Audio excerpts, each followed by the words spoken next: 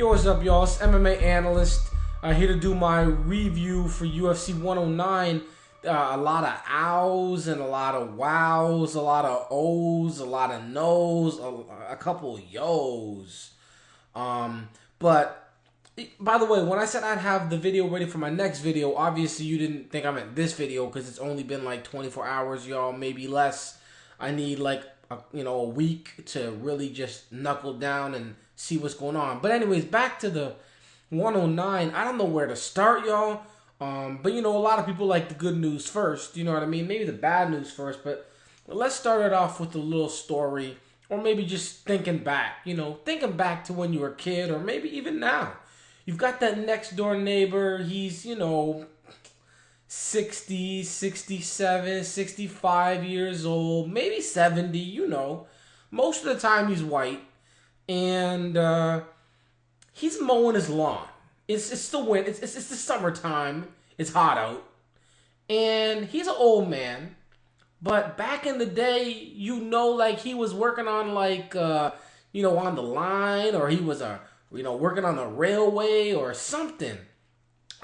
His body type is like in the center. It's like strong. You could see he used to be strong in the core and in the chestal area. I'm gonna call it chestal. In the chestal area. But his arms are real kind of skinny, you know what I mean? Like you keep your big bone stockiness, but your arms, you can't really work those out. And he's walking around, pushing the lawnmower. It could even be a push mower, who knows? But he's wearing some, summer shorts, and they go up to his belly button. You know what I'm talking about? Let's talk about Mark Coleman today in this fight with Randy Couture. Now, I just want to say something. We're on to the bad news. I've been watching MMA for a little bit. A little bit to me, that means a lot of bit. Not for the longest. I didn't really like it back in the day when it was, a little more grimy and gruesome and nasty and no rules and all that craziness, But I've been watching it ever since it basically became, regulated. And when they really made it a sport and not a spectacle, or at least when they tried. And honestly, I watched the Yama pit. I survived the Yama. I saw Strike Force. I saw some crazy... Elite XC. I saw the Kimbo James Thompson live on TV. And, most people did. That's one of the highest, rated watched TV shows of all time. But my point is, I seen a lot of foolishness. I seen Giant Silva and Pride, fighting foolishness. And I seen the K1, the weird ones where they have all the freak show. Y'all, I have never, ever been embarrassed to be an MMA fan. Tonight was the first time. And I was thinking to myself, how is this possible that I'm feeling embarrassed? That if I was in a room full of non-MMA fans, I'll be, kind of looking away, kind of ashamed.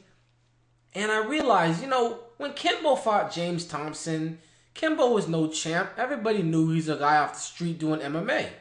Now, they knew it was, UFC. They thought it was UFC. They knew it was MMA, but he was never the champ. He didn't have the belt. He was just a tough-looking guy throwing punches with small boxing gloves on. And he was fighting a scary-looking white dude. And that's it. Yama Pit, nobody saw that. 5,000 people were unlucky enough to watch it live online, and some people watched it the next day and laughed. And, that's probably one of the most ridiculous, terrible MMA events of all time. But I was not embarrassed. I was embarrassed for them, but not for me. I didn't feel like it was something I should not talk about. But what we had tonight was literally hype. Hype about Randy Couture, which, a lot of it is deserved. He deserves to be in there fighting. He's 46 years old, whatever. He's still got fight in him. He's still got a lot of skill. And then we got Mark Coleman. No disrespect, please, everybody. No disrespect to Mark Coleman. None at all. I love when he said, talk to Tito. I don't know what Tito said. Like, that's not really the time to say anything, but whatever. But you've got somebody who clearly is either in it, for the money, or for holding on to the pride, or both, or whatever it is. It's a match in which, one guy just... And this is coming off the Stephan Bonner win. So, maybe I'm just crazy. But I'm sitting there, and I'm in a place, and a whole bunch of people are cheering on Randy Couture, beating up Mark.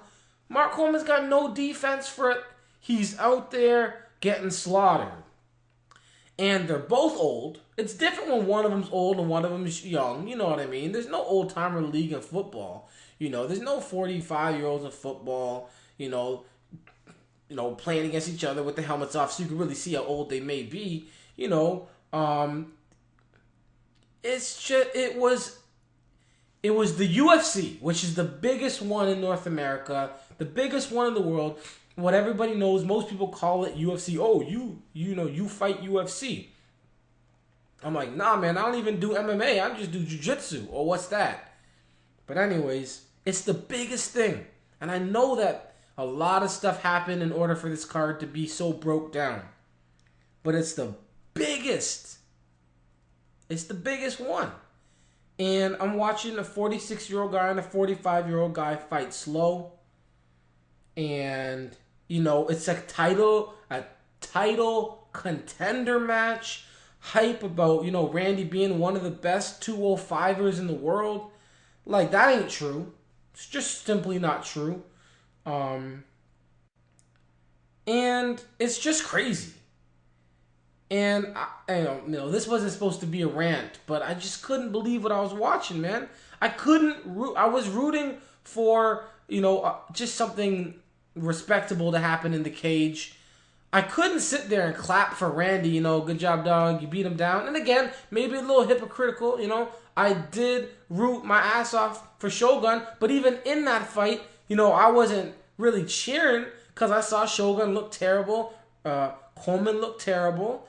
I cheered for Coleman when I found out he won against Stephan Bonner, but it just, damn, I really hope that Coleman has money set aside, or maybe he can teach wrestling somewhere, or he can, make appearances and just, he doesn't need to fight anymore. Please, Coleman. You know what I mean? I hope, if it's for the money, then damn, it's tough. He's going to have to fight again. I don't know what's going to happen. It's, it's actually kind of depressing. You fight all these years, 15, 16 years, or whatever it is, and then, you got to just keep fighting because you got to try and get that extra $40,000, $50,000. Damn. And, you don't get the pension, and you don't, get the benefits, and damn.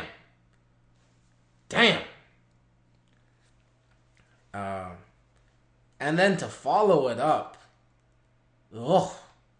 with that atrocious display. Anybody who paid for this card, there was nothing you could do after that entire card to make it worth their money. Nothing. Nothing you could do. It didn't matter what happened next. Maybe, I don't know, Ariani and so-and-so come back and they get in the cage or something. I'm just saying, there's nothing you could do. And showing Holmes Gracie go out there, he threw like 12 kicks, 20 punches, 3 takedown attempts, 1 round, completely gassed against a guy that stepped up to the plate on like a week's notice, came in looking straight like a circle, and gassed. And wow. Don't show that fight, UFC. Not after the fight we just saw. Don't show that fight. Just end the broadcast early. Let everybody get home. Let everybody try and forget what they just witnessed. Wow. So, Holmes Gracie, damn, if Renzo Gracie's training like that to come up against fighting Matt Hughes, this is going to be another, wow, Matt Hughes he is going to kill these dudes. Man, I don't know what these dudes were doing. Oh, man. I can't believe it. what about Chael Sonnen? Oh my goodness. Really? It's like that? It's really like that? Just straight run over? Wow. I couldn't believe it. I'm watching this fight like he's really just Robocopping, Terminator style, just gunks walking in. Takedown. Now, I don't know if takedown offense was the best to have your hands out looking like zombie versus Terminator. He did get him with that nice knee, and he still ended up on his back. Whoa. Wow. Now, don't get it twisted, y'all. I'm not saying anything about Anderson Silva, Chael Sonnen. That's still a different story. But Nate Marquardt got ran over. And it's kind of funny in MMA how it works sometimes. Nate Marquardt gets up. You know, he's probably going to have some bruising and some lumps. But Chael Sonnen was effed up. He had a big-ass lump. Then the lump got cut. Then the blood everywhere. It was crazy. Mad props to Chael Sonnen. You know what I mean? He talked a whole lot of junk. Half the stuff he said wasn't true. But, damn, it don't even matter. Because he backed it up. If you go out there and talk doo-doo, you got to be the ish. You know what I mean? If you're going to talk doo-doo, you got to be the doo-doo. You know what I mean? And he did the damn thing. So, mad props to Chael Sonnen. Do I like him as a fighter? I respect him. I always did. Do I like him as a dude? He don't care. Neither do I. You know, so it's all good. Go out there and do what you're doing. Nate Marquardt, damn. You know, I know he was upset. You know, I was upset, and I've never really rooted for Nate Marquardt. I've always thought, you know, he's a talented dude, but I've never said, yo, Nate Marquardt, go do something. You know what I mean? And damn, I was rooting for him this fight, and I said, damn, I'm disappointed in Nate Marquardt. So I know he's disappointed in Nate Marquardt. I guess Chael Sonnen's going to be fighting Anderson Silva or Vitor Belfort. And then while you're at it, you know, Nate Marquardt can fight the loser of that match. Bam! That's some easy matchmaking. Give me the money, Dana. As for Randy Couture, he better not be. Damn, come on, man. If he gets a title shot, you know, the winner of Randy this is kind of foolishness, you know what I mean? Shogun's probably gonna, you know, go out there and do his thing. Maybe probably gonna win. If he doesn't, Machida wins. Anyway, you look at it, Randy shouldn't be fighting any of those two dudes. Randy beat Mark Coleman. I guess that's who Shogun beat to get the title shot. And he beat Jardine. I don't know if that gets you a title shot nowadays. I don't know, man. It's crazy. Paulo Thiago versus Mike Swig. Damn. Yo, if they don't get, I don't know who got it, but if they don't give Paulo Thiago submission of the night, and they do some favoritism and give it to Randy for choking out old-ass Mark Coleman, by the way, he was younger than Randy anyways, that's some BS. Because Paulo Thiago came out, and I'm not saying they're going to do that, I'm just saying. Paulo Thiago came out, wow, who would have thought after 4 fights, and, you know, 3 of them being against, you know, all the AKA's welterweights, that my man would be 3-1 in the UFC. You know, knocking one out, choking one unconscious, and then losing in a unanimous decision. But the whole thing with Fitch, wow. Wow, Paulo Thiago, where is this dude on the on the welterweight list? I couldn't believe it. Mike Swick, you gotta figure something out, dog. It's not, you know, it's not Mike Quick Swick time anymore. You know what I mean? You got to figure something out. Add some kicks to your arsenal. You know, Mike Kick Swick or, I don't know. But right now, you know, it ain't Mike Quick Swick. And damn, Paulo Thiago, what's next? I don't know, man. He just keeps surprising me. You know, reality is, you know, people would expect him to be maybe 1-3. People would expect him to lose to Fitch, Swick, and Koscheck, and definitely beat Volkman. But he only, damn, props. Damian Maia versus Dan Miller. Damian Maia, stop that stupidness, man. Stop it. Okay? No, you did not come to the UFC to show, you know, amateur level to pre-amateur level boxing. F that. Get out there, take people down, and tap them out. I ain't got nothing to say other than congratulations. I ain't got nothing to say. I'm not trying to see, Dan Miller and Damian Maia striking, man. Come on, man. That's not what I'm not watching the UFC for that. If I want to see good strikers, I want good striking. I'll watch K1. I'll watch Anderson Silva versus Vitor Belfort. I'll watch, Robbie Lawler versus Melvin Manhoef. You know what I'm talking about. I'll watch Nick Diaz. If I want to see good striking, I'll watch BJ Penn. I don't want to see Damian Maia throw any damn punches unless it's followed up with an immediate shoot for a takedown.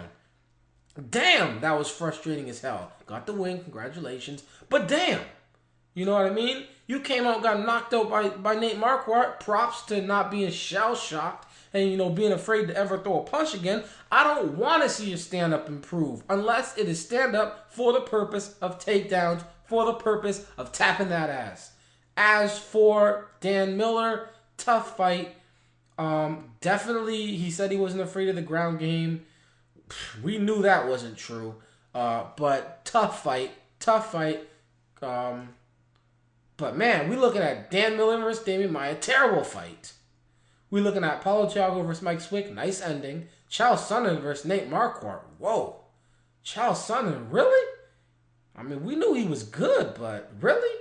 And then that atrocity, not Mark Coleman himself, but the fight, Mark Coleman versus Randy Couture, just wrong in every sense of the word. And then on the undercard, we got Trigg trying to do, not undercard, the first fight, he's trying to do like Nick Diaz, but he looked like, something else, not Nick Diaz. He didn't even look like Nate Diaz.